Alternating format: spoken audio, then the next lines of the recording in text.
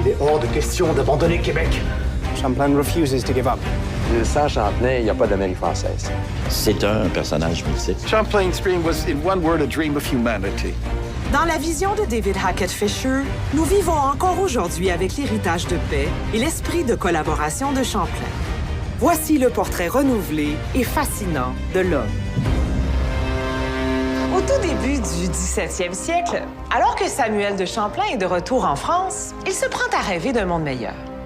En fait, il rêve de bâtir une nouvelle France. Il cible la vaste région au-dessus du 40e parallèle qui porte le nom de Nova Francia depuis les voyages de Jacques Cartier. Là-bas, les Français sont à l'abri d'une confrontation avec l'Espagne ou le Portugal qui déploient leur empire plus au sud. Durant cette série, nous allons suivre ses aventures d'une toute nouvelle façon. L'historien américain David Hackett Fischer a consacré une partie de sa carrière à Samuel de Champlain. Son ouvrage, Le rêve de Champlain, nous fait découvrir son extraordinaire épopée. Son livre nous a inspiré cette série. Pour nous aider à revivre la grande histoire de Champlain, nous serons accompagnés par 3 correspondants sur le terrain. Vincent Leclerc sera en Europe et aux États-Unis, Charles Bender en Ontario et Fabienne Labbé au Québec. En studio, notre archiviste précisera certains détails importants. Nous utiliserons une ligne du temps pour nous situer dans l'époque et nous permettre de faire des allers-retours dans l'histoire. Plusieurs spécialistes de renom nous aideront à mieux comprendre les différents enjeux.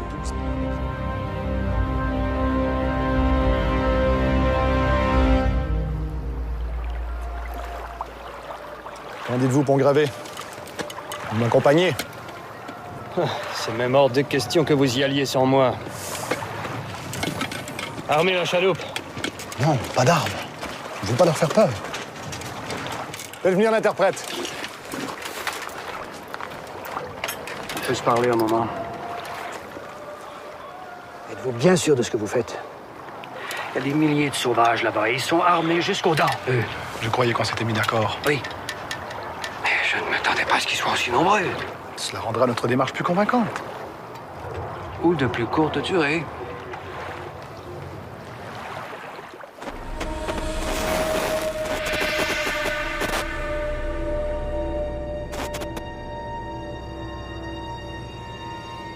On est en 1603. Champlain pénètre pour la première fois dans l'embouchure du fleuve Saint-Laurent et débarque à Tadoussac. Ce jour-là, par un hasard incroyable, près d'1 millier d'Amérindiens y sont rassemblés. Champlain met alors en œuvre son nouveau plan d'approche du territoire. En compagnie de son capitaine, Pont-Gravé, il se présente sans armes devant les Amérindiens. C'est risqué, mais les 2 hommes veulent ainsi éviter toute forme d'intimidation.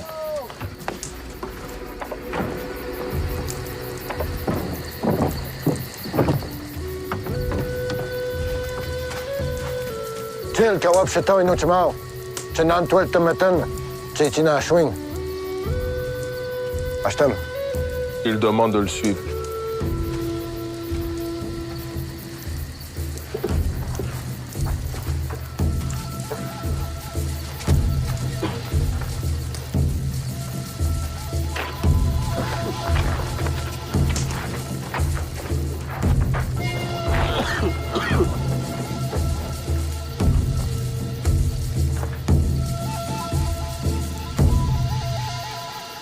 Champlain est tout à fait conscient de l'importance de cette mission.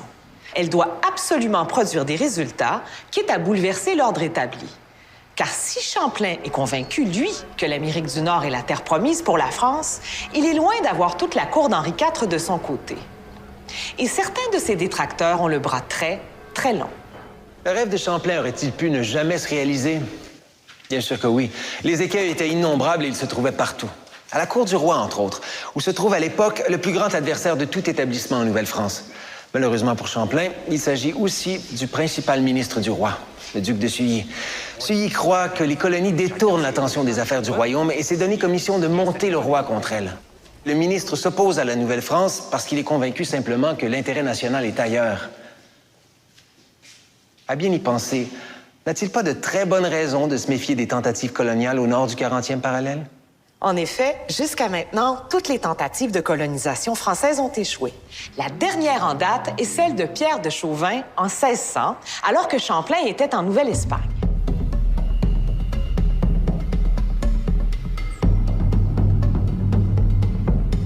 échange du monopole sur la traite des fourrures, Chauvin établit un poste de traite permanent à l'embouchure du Saguenay où se rencontrent les voies commerciales du Saguenay et du Saint-Laurent. Avant la première tombée des neiges, Chauvin rentre en France avec un stock de fourrures et laisse derrière lui 16 colons pour hiverner. Mais ils avaient sous-estimé l'hiver et ils manquèrent de vivres. Seulement 5 colons sur 16 survécurent en vivant de la charité des Amérindiens. Ça, c'était dur. Puis les Français vont le répéter, lui va le dire, Cartier aussi. On pouvait pas se douter, en arrivant en Nouvelle-France, avec un été presque tropical, avec une végétation aussi luxuriante, qu'on aurait des hivers si durs. Ça a été le grand frein à notre expansion. Il n'avait pas prévu suffisamment de vivres et très vite, il y a des tensions qui sont apparues parmi les membres de la colonie pendant l'hiver 1600-1601. Il y a eu des bagarres, il y a eu des mutineries, et la plupart des colons sont morts et les survivants ont été recueillis par les Indiens montagnais. Lorsque Pierre de Chauvin revient de Tadoussac, il vit ici, dans cette maison de Honfleur en Normandie. C'est ici qu'il constate l'impossibilité pour ces hommes de survivre à l'hiver canadien de manière autonome. En 1602, 2 ans après l'établissement de son poste de traite à Tadoussac et quelques mois avant son décès, Pierre de Chauvin lance la serviette et renonce à son monopole sur la traite des fourrures dans la vallée du Saint-Laurent. La cour d'Henri IV en profite pour relancer 2 missions commerciales dans un genre de partenariat public-privé. Les compagnies doivent financer pour 1/3 la fondation d'une colonie permanente en échange des privilèges de traite. Champlain convainc la cour d'être du voyage. Le roi le mandate en tant qu'observateur et lui commande un rapport. C'est ici, dans la maison de feu Pierre de Chauvin, qu'il s'installe pour organiser son départ. Il se prépare avec zèle et beaucoup de sérieux. L'enjeu, inutile de le dire, est immense. Le roi Henri IV ne finance jamais les expéditions coloniales françaises en Amérique du Nord. Parce que la France sort des guerres de religion, la France est exsangue, les caisses du roi, après les guerres de religion, sont vides. Donc le roi n'a pas d'argent à dépenser pour les expéditions coloniales. Donc les colonisateurs doivent se débrouiller eux-mêmes et ils peuvent financer la création de colonies grâce au monopole de la traite des fourrures, monopole qui est accordé par le roi. La traite de fourrure en tant qu'entreprise commerciale est très risquée. Mais plusieurs compagnies sont prêtes à prendre le risque car les profits peuvent être importants. À Paris, au début du 17e siècle, on ne porte plus les mêmes chapeaux qu'avant. Le castor remplace les plumes. Et la demande européenne en peau de castor de grande qualité est insatiable et croît sans cesse. Et les chapeliers européens pensent que la meilleure fourrure provient de la vallée du Saint-Laurent. La route des fourrures qui relie la baie du Son à Tadoussac est connue uniquement des Amérindiens. En établissant une colonie sur le territoire, il deviendra possible de commercer avec eux de façon permanente.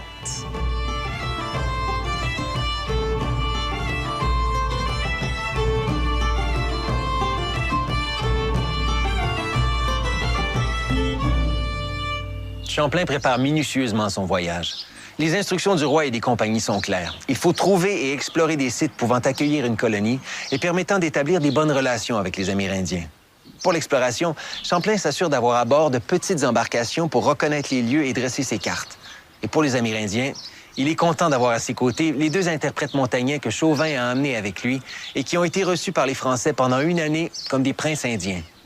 Et pour la survie, il faut penser à tout. On a besoin surtout de vivre.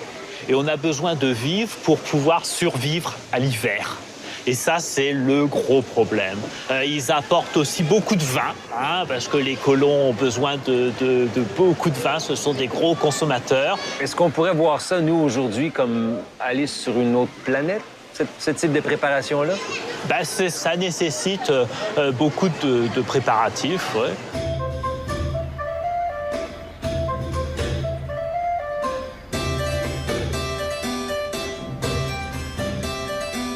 C'est ici, au vieux bassin de Honfleur, en aval de la Seine et à l'entrée de la Manche, que Champlain va s'embarquer pour la première fois à destination de la Nouvelle-France. Il repartira de ce port à 8 reprises. Nous partîmes d'Honfleur le 15e jour de mars 1603.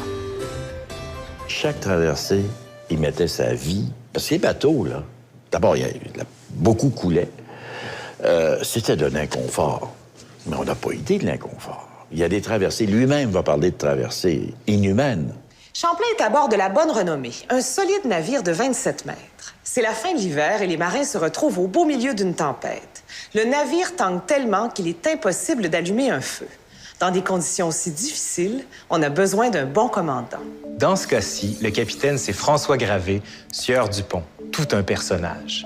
Ses compagnons de navigation l'appellent Pont-Gravé. C'est un Breton qui aime la compagnie, la bonne chère et le calvados. Fort en gueule et cordial, il sait se faire entendre au milieu des bourrasques hurlantes. Avec sa longue expérience de navigation, il va devenir le mentor de Champlain et lui enseigner les leçons qui s'apprennent à la dure école de l'Atlantique Nord. Après une difficile traversée de plus de 2 mois, Champlain arrive à l'entrée de ce qu'il appelle la rivière du Canada. Toutes ces terres sont fort élevées et sont stériles. Elles n'apporteraient aucune commodité. Champlain a beau être sidéré par la majesté de ce monde nouveau, ça reste un endroit où l'eau est glaciale et la nature peu hospitalière, du moins à première vue. Mais l'équipage pénètre néanmoins dans l'embouchure du Saint-Laurent et approfondit l'exploration. Désormais, ils sont surtout soucieux de savoir quel genre d'accueil leur réserveront les Amérindiens.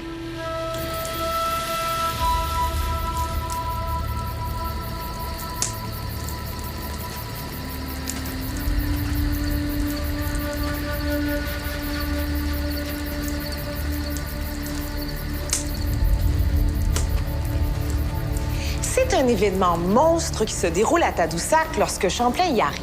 C'est la Grande Tabagie, le happening du monde autochtone. Champlain compte pas moins de 200 grands canots et estime le nombre d'Amérindiens à près d'1 millier.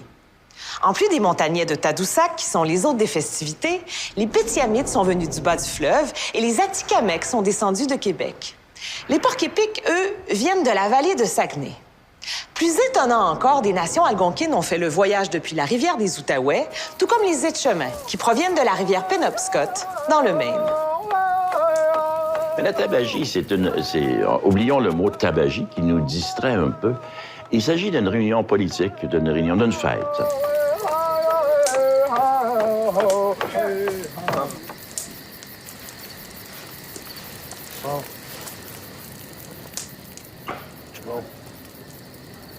Navio.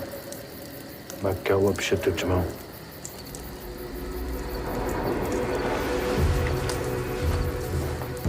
Leur grand sagamo, qui s'appelle Anadabijou, nous reçut fort bien selon la coutume du pays et nous fit asseoir auprès de lui.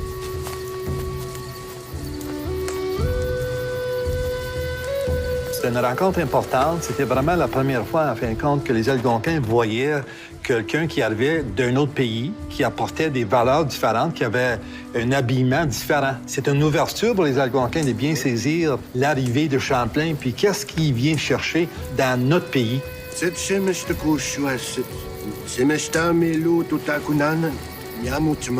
L'un des sauvages que nous avions amenés commença à faire sa harangue de la bonne réception que leur avait faite le roi et du bon traitement qu'ils avaient reçu en France. Il les assura que sa dite majesté leur voulait du bien et désirait peupler leurs terres et faire la paix avec leurs ennemis iroquois. Il fut entendu, avec un silence si grand qu'il ne se peut dire de plus. C'est vraiment un traité d'alliance par lequel les Français reçoivent le droit de s'installer sur le territoire et par lequel les Amérindiens reçoivent un allié de taille dans leur combat contre leurs ennemis.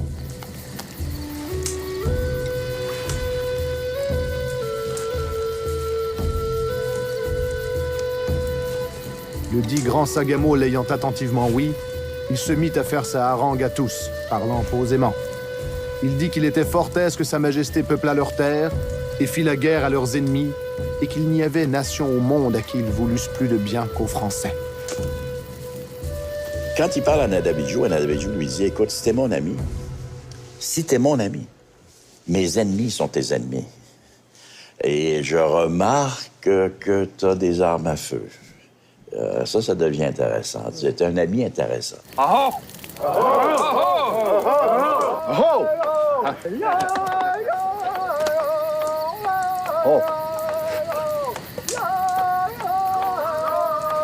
On demande à l'esprit de nous guider et puis d'être honnête. Parce qu'une fois qu'on a terminé de fumer le calumet, là, c'était l'honnêteté. On ne pouvait pas mentir une fois qu'on avait envoyé les prières au Créateur. C'est ici, précisément, que Champlain va à la rencontre des Amérindiens pour la première fois. Il le fait dans ses conditions à lui, sans armes, et cela porte fruit. Les atrocités qu'il a vues en Nouvelle-Espagne l'ont dégoûté et il est déterminé à faire les choses autrement. C'est donc en tant qu'ami qu'il est accueilli à Tadoussac, en plein cœur d'un de ces grands festins bien enfumés que les Amérindiens appellent tabagie. Et cette amitié va servir la Nouvelle-France pendant de nombreuses années. In Virginia, on the very first day, there was fighting between the Indians and the English. The same thing happened with the Dutch and the Spanish and the Portuguese. The one great exception was in New France, and it was in the New France of Champlain. La machine Champlain est déjà en marche à partir de 1603 et toute sa vie va tourner autour de cette alliance puisqu'il s'agit bel et bien d'une alliance. Ce sont des amis.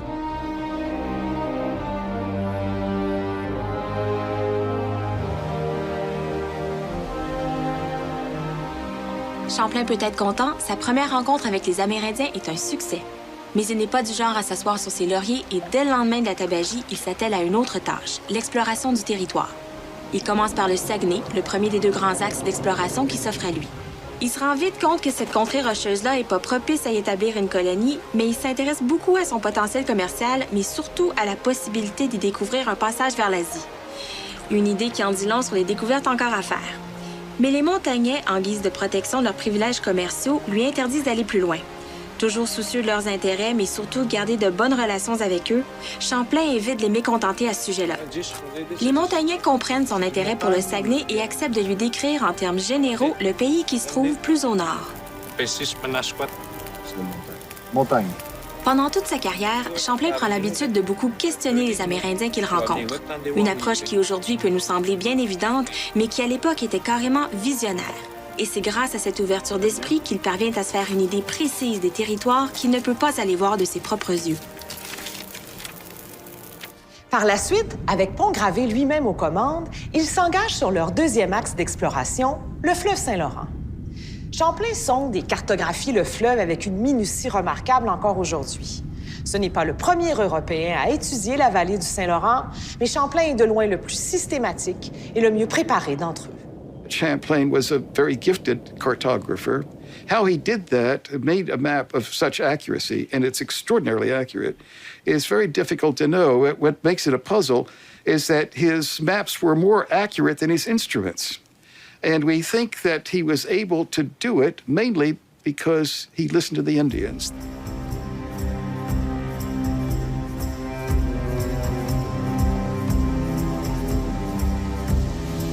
Champlain veut évidemment trouver un site pour un futur établissement, mais il cherche aussi à en apprendre le plus possible sur le territoire qui s'étend vers l'ouest, toujours à la recherche de la route vers l'Asie. Le 22 juin 1603, après avoir dépassé l'île d'Orléans, il passe la nuit à un endroit que les Amérindiens appellent Québec, un mot algonquin qui signifie « là où le fleuve se rétrécit ». Avant d'en repartir, Champlain note la présence d'une montagne assez haute et de bonnes terres à cultiver. C'est à cet endroit qu'il fixera quelques années plus tard le site de son établissement. Et au fur et à mesure qu'il remonte le fleuve jusqu'à l'emplacement actuel de Montréal, ses doutes commencent à se dissiper. C'est ici que Champlain commence à voir sa Nouvelle-France.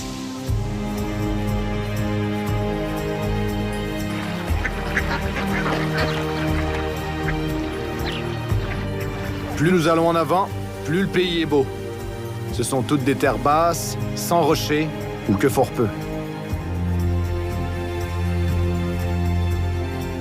Les terres meilleures qu'en aucun lieu je n'eusse vu, avec quantité de bois et fort peu de sapins.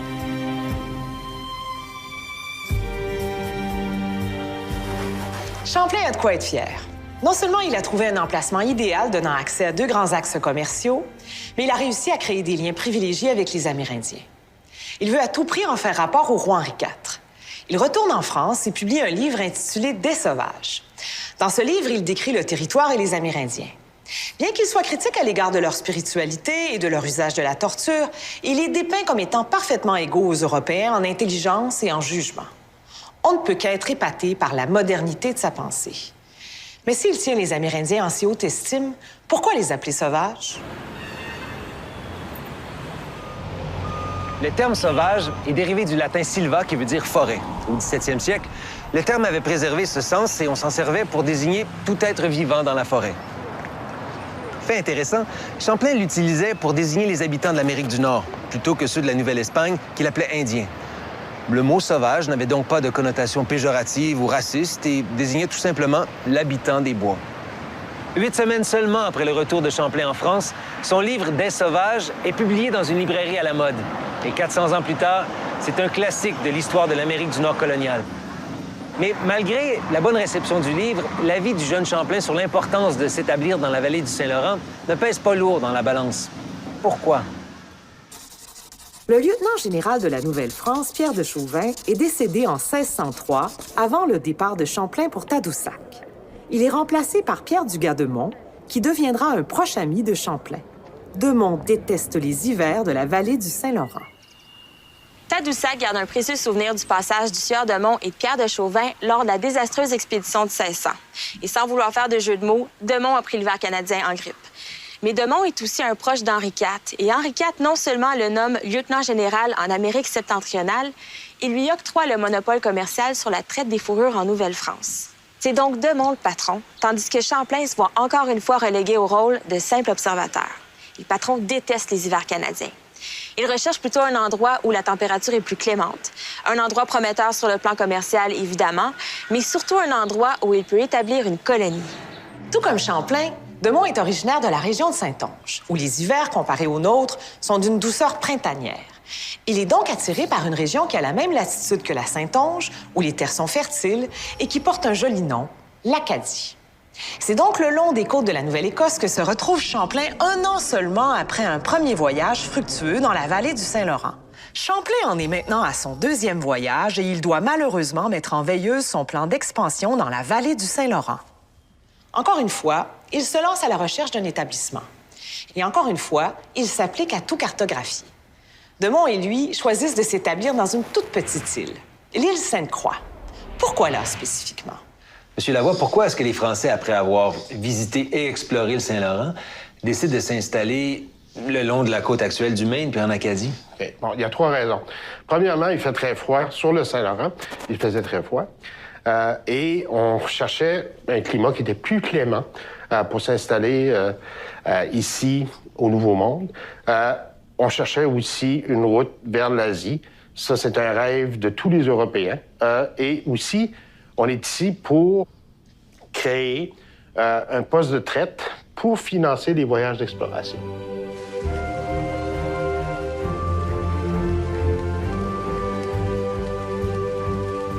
L'île est très attrayante.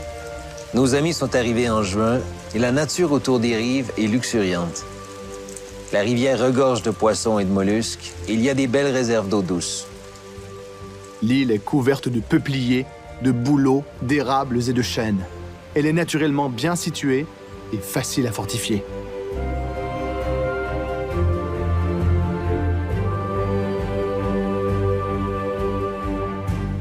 Les falaises de l'île constituent une forteresse naturelle pour contrer une éventuelle attaque.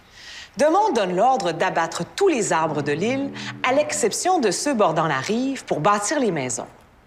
La plus belle maison est bien sûr celle de Mont lui-même, avec des boiseries intérieures et des briques importées de France. Les autres doivent se contenter de cabanes. On stocke les provisions dans le magasin et les bateaux repartent en France chercher d'autres vivres. 79 colons, dont Champlain et de Mont, restent pour passer un hiver qu'on prévoit des plus cléments. Vous imaginez la suite. Dès le mois d'octobre, une première averse de neige vient briser leurs illusions. En janvier, il y a 1 mètre de neige. Sur la rivière, le mouvement de la marée casse et charrie la glace. Ça devient infranchissable à pied ou en bateau. Leur forteresse est devenue leur prison. Et le pire est à craindre.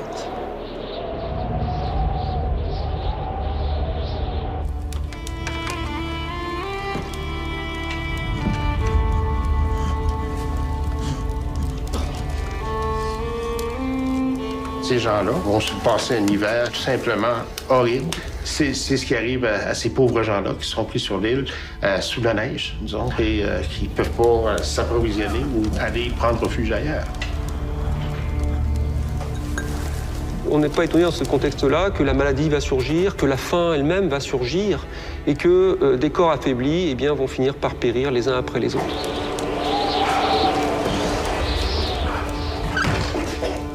le scorbut décimera 68 colons sur 79. La plupart périssent dans d'atroces souffrances.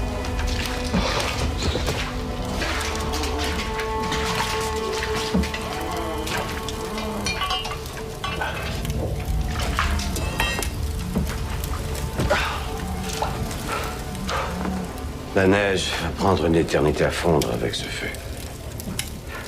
Ce sont nos dernières bûches. Bientôt la neige, il faudra la manger. Bientôt, il risque de ne plus y avoir personne pour s'en plaindre.